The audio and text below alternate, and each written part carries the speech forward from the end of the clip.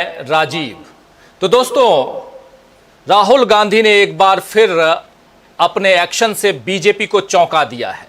वैसे तो रोजाना सरप्राइज देना राहुल गांधी की आदत बन गई है, लेकिन आज जो काम राहुल गांधी ने किया है उससे वो सुर्खियों में आ गए हैं।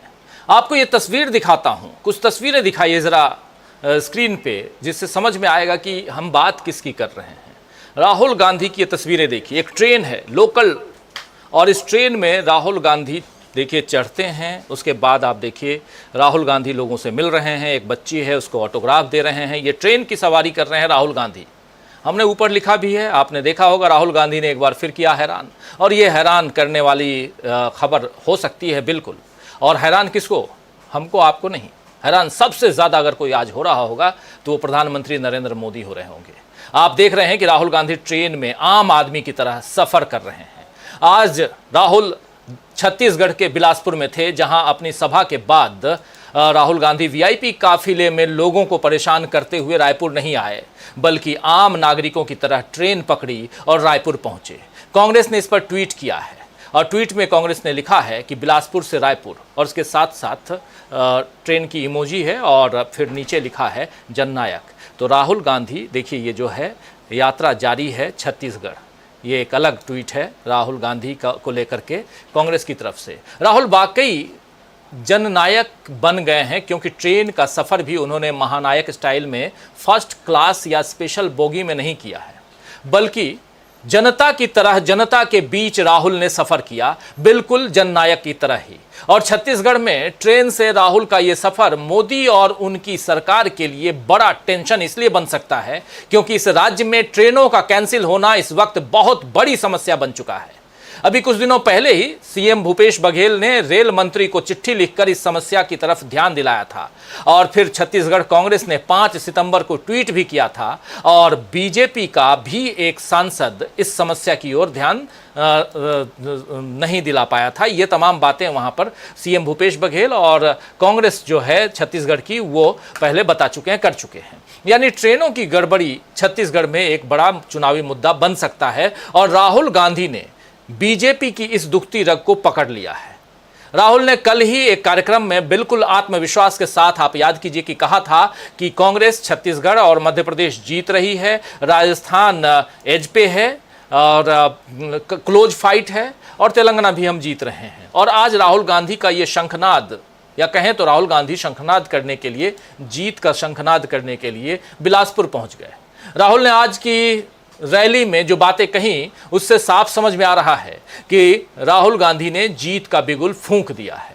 और जिस अंदाज में राहुल गांधी आज की बिलासपुर की रैली में अपनी बात रख रहे थे, और जिस अंदाज में राहुल गांधी ने सीधा मोदी और उनकी सरकार, उनकी पार्टी पर हमला बोला है, वो साफ कहता है कि कितने कॉन्फिडेंस के साथ राहुल गांधी छत्तीसगढ़ में हैं और मान रहे हैं कि यहाँ की सरकार हम फिर से बनाने जा रहे हैं। जरा सुनिए राहुल गांधी क्या कुछ कह रहे हैं।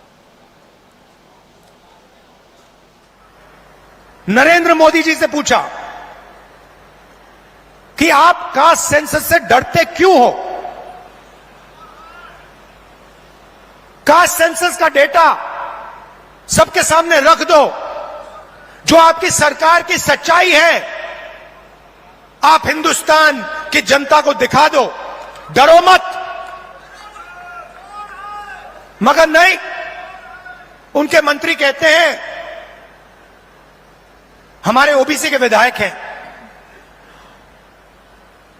ओबीसी के सांसद हैं, और उन्हीं सांसदों से आप लोकसभा में बात करो, वो आपसे कहते हैं कि भैया देखो, हमारे से कोई कुछ पूछता नहीं है,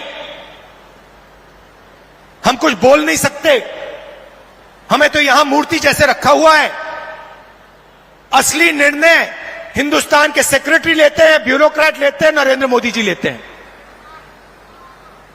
तो अगर ओबीसी को भागीदारी देनी है, दलितों को, आदिवासियों को, महिलाओं को भागीदारी देनी है, तो कास्ट सेंसस करवाना ही पड़ेगा। और अगर नरेंद्र मोदी जी कास्ट सेंसस नहीं करवाएंगे, तो जैसे हमने कहा था यहां पे, जैसे ही हमारी सरकार आएगी, पहला कदम कास्ट सेंसस होगा, और ओबीसी को जो भागीदारी मिलनी चाहिए वो कांग्रेस पार्टी करके दिखाएगी। तो हम करेंगे, आप नहीं कर पाए तो हम करेंगे, ये कह रहे हैं राहुल गांधी।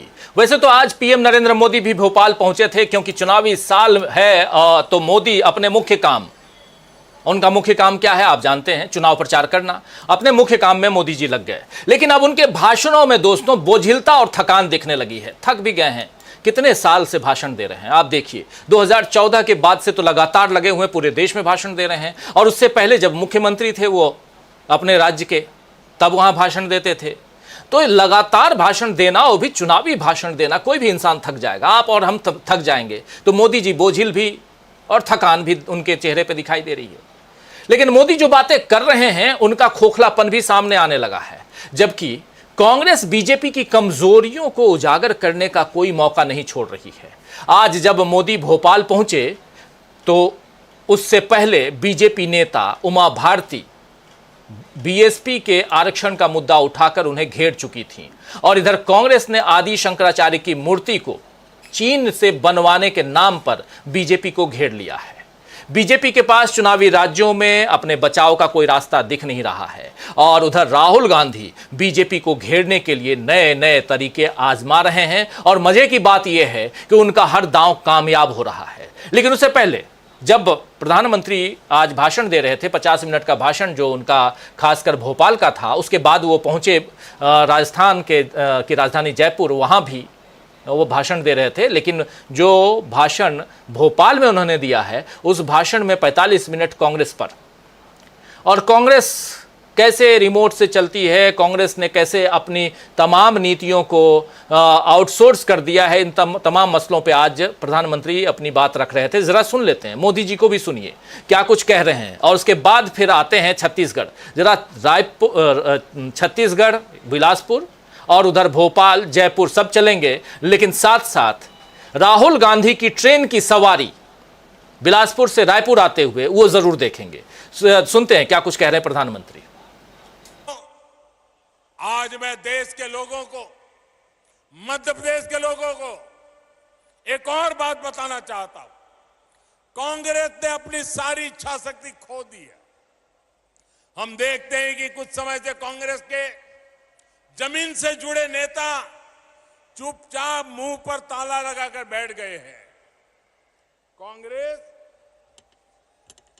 पहले बर्बाद हुई, अब बैंकरप्ट हुई, और अब कांग्रेस ने अपना ठेका दूसरों को दे दिया है। कांग्रेस को अब कांग्रेस के नेता नहीं चला रहे, अब कांग्रेस एक ऐसी कंपनी बन गई है, नारों से लेकर नीतियों तक हर चीज आउटसोर्स कर रही है। और ये ठेका किसके पास है जानते हैं? कांग्रेस का ठेका अब कुछ अर्बन नक्सलियों के पास है। कांग्रेस में अब अर्बन नक्सलियों की ही चल रही है। ये ग्राउंड पर कांग्रेस का हर कार्यकर्ता महसूस कर रहा है। इसलिए कांग्रेस जमीन पर भी लगातार खोखली हो रही है। सुन रहे हैं कैसी बात कर रहे हैं प्रधानमंत्री नरेंद्र मोदी। अर्बन नक्सलियों के खिलाफ सरकार लड़ाई लड़ती आई, और आप कांग्रेस को कह रहे हैं कि उसने अपने नारों और नीतियों को आउटसोर्स कर दिया है, वो भी अर्बन नक्सलियों को। प्रधानमंत्री नरेंद्र मोदी बहुत थक चुके हैं, ये साफ दिखाई दे रहा है। इसलिए वो कुछ भी बोल रहे हैं अपने भाषण में। जो शुरुआत में कह रहा था मैं कि बोझिलता और थकान उनके चेहरे पे साफ है, उनके जुबान में बोझिलता है, उनके चेहरे पे थकान है, ये साफ दिखाई दे रहा है। लेकिन राहुल गांधी जो कुछ कर रहे हैं उसमें उनमें न थकान दिखाई दे रही है, क्योंकि अभी आपने देखा राहुल गांधी ट्रक की सवारी कर लिए, राहुल गांधी बस में चल लिए, राहुल गांधी फिर स्कूटी पे चढ़े, राहुल गांधी फिर से स्कूटी पे चढ़ लिए, ट्रैक्टर चला लिए, बाइक से वो लद्दाख में 1000 किलोमीटर से ज्यादा का सफर कर लिए। और अब इतना ही नहीं, ट्रेन में जाने से पहले वो कूली के साथ मिल लिए, कुलियों के बीच बैठ लिए, आपने देख लिया आनंद विहार रेलवे स्टेशन पे।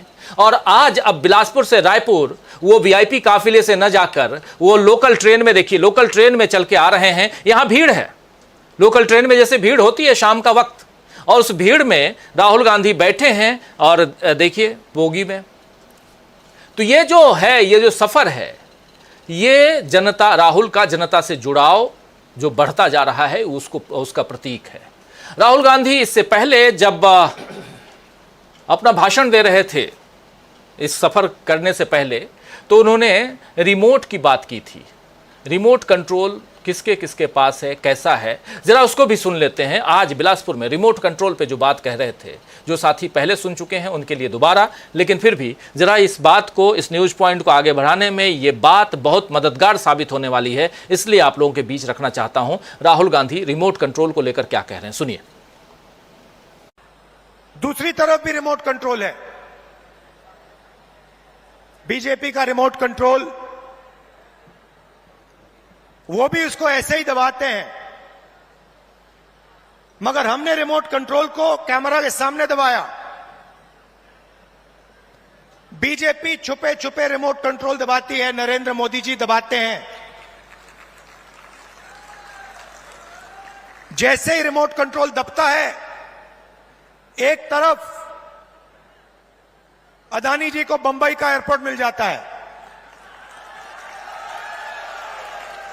फिर से दबाते हैं, अदानी जी को रेलवेज का कॉन्ट्रैक्ट मिल जाता है, फिर दबाते हैं, इंफ्रास्ट्रक्चर मिल जाता है। तो दो रिमोट कंट्रोल चल रहे हैं। ये हमारा वाला सबके सामने चलता है, हम इसको दबाते हैं, किसानों के खाते में पैसा जाता है, 2500 रुपए क्विंटल धान में आपको मिलता है, अंग्रेजी स्कूल खुलते हैं। बीजेपी दबाती है, पब्लिक सेक्टर प्राइवेटाइज हो जाता है। आपका जल, जमीन, जंगल, उनका छुपे छुपे बटन दबता है अदानी जी का।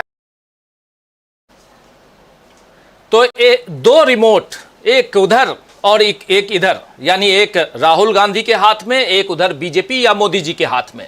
दोनों के रिमोट को दबाने से क्या कुछ होता है यहां बता रहे थे राहुल गांधी। और ये सब कुछ क्योंकि कल ही वो बता चुके हैं कि छत्तीसगढ़ हम जीतने जा रहे हैं। तो सवाल यहां ये उठता है कि क्या राहुल के शंखनाद से हो गया है बीजेपी की हार का ऐलान। और यहां जो कह रहे हैं कि अगर आप कास्ट सेंसस, जातिगत जनगणना आप नहीं करवाएंगे तो हम कर लेंगे। उधर बिहार से खबर आ रही है कि वहां बहुत जल्दी जाति आधारित जनगणना को बिहार सरकार जो है वो उसका ऐलान करने जा रही है, सार्वजनिक करने जा रही है, पब्लिक करने जा रही है। और इधर राहुल गांधी रिमोट की बात कर रहे हैं कि हमारा रिमोट जनता के लिए है, गरीबों के लिए है, दलितों के लिए है, दमितों के लिए, वंचितों के लिए, अल्पसंख्यकों के लिए है। लेकिन आपका रिमोट उद्योगपति मित्रों के लिए है, आपका रिमोट पब्लिक सेक्टर को प्राइवेट सेक्टर में बदलने के लिए है। ये तमाम बात यहां राहुल गांधी कह रहे हैं। और इसके साथ साथ जब यहां से निकलते हैं तो राहुल ट्रेन में बैठ जाते हैं और ट्रेन से वो बिलासपुर से रायपुर की दूरी 120 किलोमीटर की है और ये लोकल ट्रेन चलती है छत्तीसगढ़ में, रायपुर बिलासपुर। रायपुर में जो काम करते हैं वो बिलासपुर से रायपुर आते हैं इसी लोकल ट्रेन से, और जो बिलासपुर में काम करते हैं तो सुबह और शाम की ये ट्रेन है, उसी ट्रेन से ये शाम को वापस लौट रहे हैं। इस लोकल ट्रेन की सवारी करते हुए राहुल गांधी, मुख्यमंत्री भी बगल में हैं और आ रहे हैं। कुछ विजुअल्स चर्चा के दौरान और दिखाएंगे हम, और चर्चा को अब आगे बढ़ाते हैं।